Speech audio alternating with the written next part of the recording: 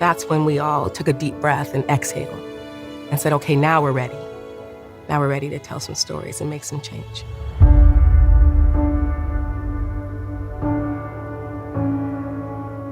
IDEA for me stands specifically for action.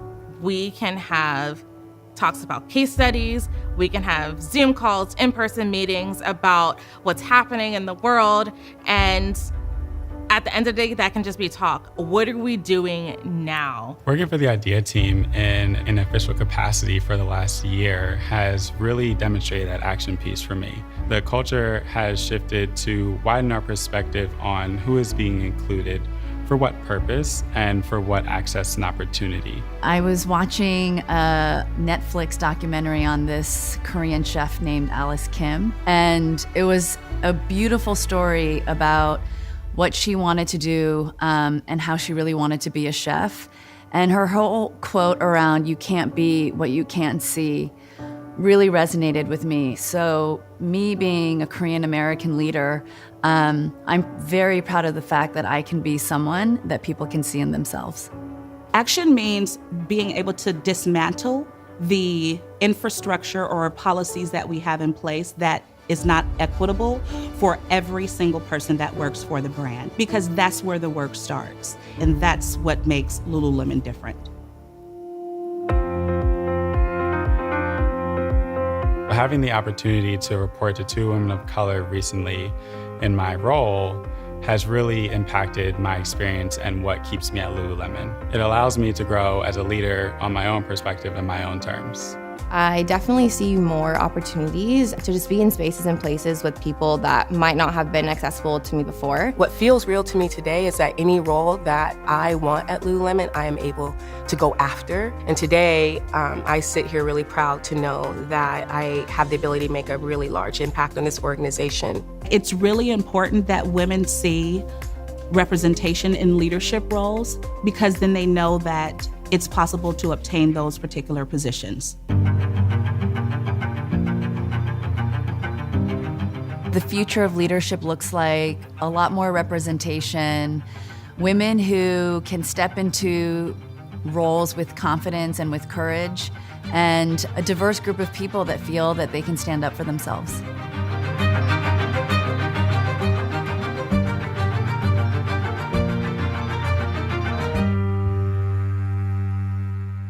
Please welcome Stacia Jones.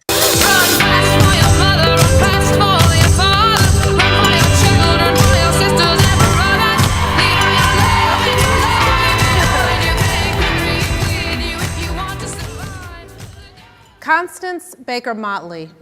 She was a Black woman who was born during the Jim Crow era. She was a lawyer, a politician, she was a judge. She litigated hundreds of civil rights cases, was a member of the team that fought and won Brown versus Board of Education, the landmark 1954 decision that desegregated public schools. She was the first Black woman to argue before the United States Supreme Court. She had 10 arguments there, and she won all but one of those arguments. She was the first woman who was elected Manhattan Borough President, the first Black woman who was elected to the New York State Senate. Constance was then the first Black woman who was appointed as a judge to the federal bench.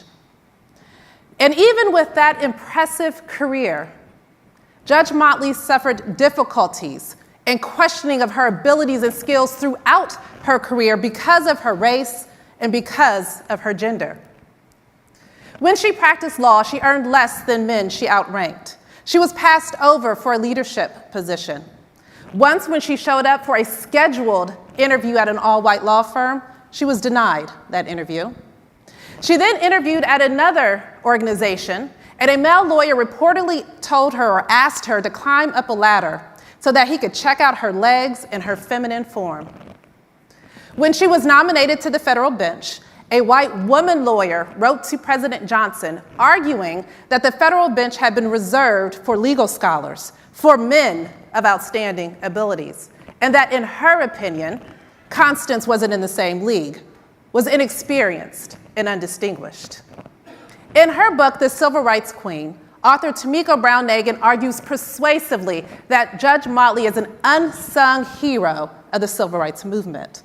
Her accomplishments overshadowed by those of men who had achieved far less. Judge Motley's career was decades ago, and yet what she experienced, the difficulties, the questioning of her abilities, we continue to see today. At Lululemon, we understand that those who identify as women face distinct barriers in their careers, even more so for women who exist at the intersection of gender and racialized or other marginalized identities. And not only do we recognize that these barriers exist, Lululemon is resolved to eradicate those barriers by creating new pathways for the thousands of women who will come through the Lululemon Collective. We are proud that our workforce is 75% women. Our senior leadership team is 70% women. Our people managers are 70% women. Our board of directors is 50% women. And on top of all of that, we have achieved gender pay equity globally 5 years in a row.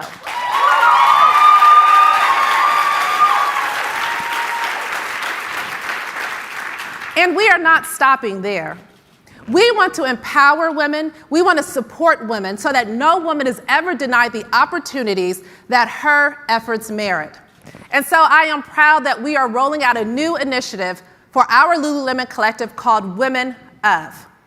Through Women Of, we will remove barriers, we will enable success, and we will celebrate all women, especially those from racially and ethnically diverse backgrounds. Launching in 2023, Women Of will elevate the experience of our Women Of. We'll support the colleagues, the leaders, and those who report into our Women Of.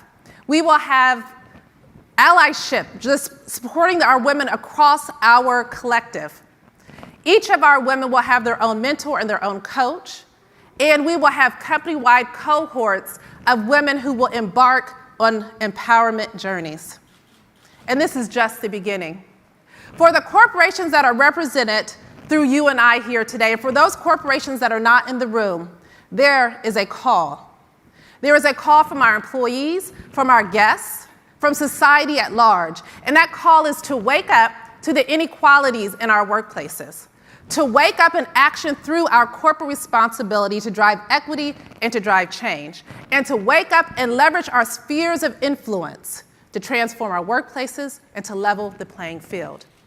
And if our corporations are doing these things, and if they are doing them every day and in every way that they can, we will be a part of a radical transformation that will allow women to be their most brilliant, amazing selves.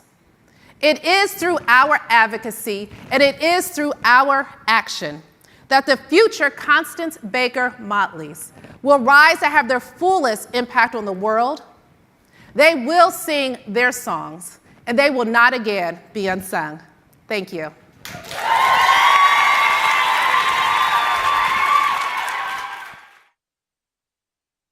amount of change we make depends on the amount of power we've built, the number of people we've engaged, and the force that we have to move people forward with a common set of values.